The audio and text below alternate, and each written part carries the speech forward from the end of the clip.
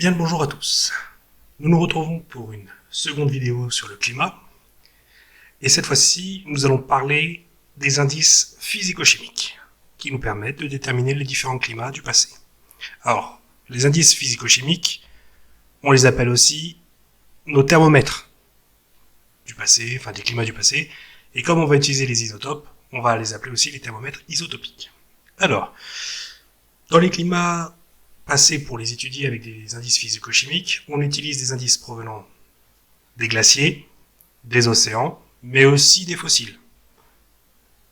Pour ce faire, nous allons devoir traiter ces différents indices dans 3 vidéos différentes. Donc aujourd'hui, première vidéo sur les indices physico-chimiques, nous allons parler des périodes glaciaires avec les indices de l'eau.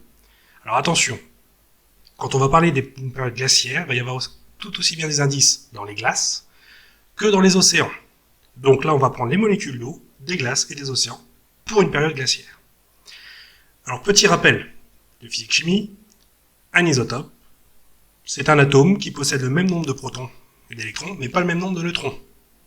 Ici, pour la molécule d'eau, H2O, nous allons étudier plutôt 2 isotopes de l'oxygène 16 et l'oxygène 18, qui seront notés 16O et 18O. Et on remarque que leur masse atomique est différente, ce qui va leur donner des propriétés différentes. Et ce sont ces propriétés qui vont nous permettre de les utiliser comme des isotopes pour étudier le climat. Alors, voici la formule du delta O18. Ici, la formule, vous voyez ici c'est marqué O, est utilisée pour des études des isotopes provenant des océans. Mais il suffit d'utiliser des éléments de glace, glaciers, et du coup, donc une référence de glacier avec des valeurs de référence. Et donc du coup, cette formule-là fonctionne aussi pour les glaciers. Donc c'est cette formule-là qu'on utilise pour déterminer les différents climats du passé après une petite interprétation. Alors, comment ça marche? Donc, nous allons nous demander comment se comportent les isotopes de l'oxygène des molécules d'eau en période glaciaire. Donc, qu'est-ce qui se passe? J'ai découpé, ici j'ai fait un schéma, j'ai découpé la Terre en 2 hémisphères, nord-sud, à partir de l'équateur. L'hémisphère nord, ça illustrera le cas d'une période glaciaire, l'hémisphère sud illustrera le cas d'une période interglaciaire, sachant que, pour rappel, la Terre est soit en période glaciaire, soit en période interglaciaire. Ça ne peut pas être les deux en même temps. Donc, nous sommes à l'équateur. À l'équateur, même en période glaciaire, il fait relativement chaud, entre guillemets, hein, il fait une quinzaine, vingtaine de degrés. C'est suffisant pour provoquer ce qu'on appelle de l'évaporation de l'eau des océans. Cette évaporation des molécules d'eau va engendrer la formation de nuages. Sauf que cette évaporation a une petite particularité quand on s'intéresse aux isotopes de l'oxygène, c'est que l'oxygène 16 est plus léger que l'oxygène 18. Donc quand on va faire l'évaporation de l'eau au niveau de l'équateur, je vais avoir majoritairement des molécules d'eau chargées avec de l'oxygène 16 dans mes nuages, alors que, et donc un peu moins d'H2O avec l'oxygène 18 dans mes nuages, alors que dans l'océan, c'est l'inverse. Dans l'océan, ce qui se passe, c'est que j'ai de plus en plus, on va parler en concentration, j'ai une concentration de plus en plus élevée d'H2O avec de l'oxygène 18 que d'H2O avec de l'oxygène 16, puisqu'une grande partie de l'H2O avec l'oxygène 16 est partie dans les nuages. D'accord? Et ces nuages, qu'est-ce qu'ils font? Eh bien, il y a des... Alors ici, j'ai marqué air chaud, mais il y a des vents chauds, et ces vents chauds vont pousser les nuages, et donc ces nuages vont se déplacer vers de plus hautes latitudes.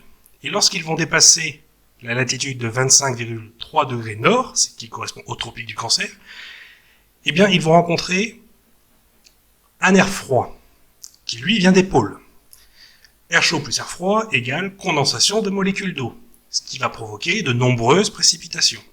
Or, là encore, le fait est que, comme l'oxygène 16 et l'oxygène 18 n'ont pas la même masse, les molécules d'eau possédant ces différents isotopes n'ont pas la même masse, et donc vont réagir de manière différente. C'est-à-dire que ici, les premières molécules qui vont tomber, mes premières molécules d'eau qui vont tomber, sont majoritairement des molécules d'eau composées d'oxygène 18. Donc cet oxygène 18 ces molécules avec de l'oxygène 18 vont retourner dans les océans, ce qui fait que mon nuage va encore plus s'enrichir en concentration d'oxygène 16, et mon océan, par conséquent, va encore plus se charger en oxygène 18.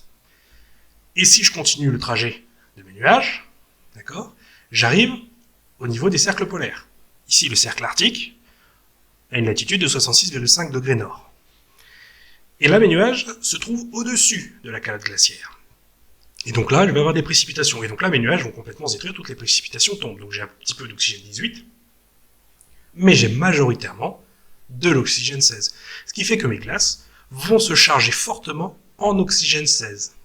Or, si je prends mon rapport du delta O18, d'accord, c'est-à-dire oxygène 18 divisé par oxygène 16, eh bien, plus je charge mon oxygène 16, plus mon rapport va devenir petit.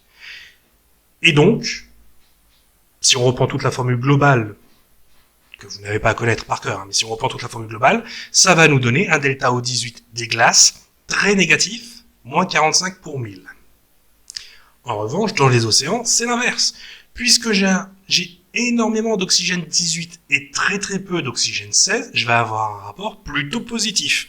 Donc ici, si je reprends la formule globale pour les océans, je vais avoir un delta O18 positif. Ici, 3 pour 1000. Ça peut monter 5 pour 1000, 6 pour 1000. Ça dépendra des différentes périodes glaciaires, de leur intensité, etc. Donc voilà un petit peu comment ça se passe au niveau d'un isotope de l'oxygène provenant des océans et arrivant dans les glaces. Ça, c'est pour une période glaciaire et c'est ce qu'on appelle le fractionnement isotopique. Je vous conseille de retenir quelques petites valeurs. Et en cours, nous, on a fait un schéma beaucoup plus condensé. C'est plutôt celui-là que je vous conseille de refaire en épreuve de bac ou on va dire en bac blanc, ou en DS ou en petit contrôle comme vous voulez. Mais vous avez aussi la possibilité de faire celui-là si vous avez plus de temps. Je vous dis à la prochaine.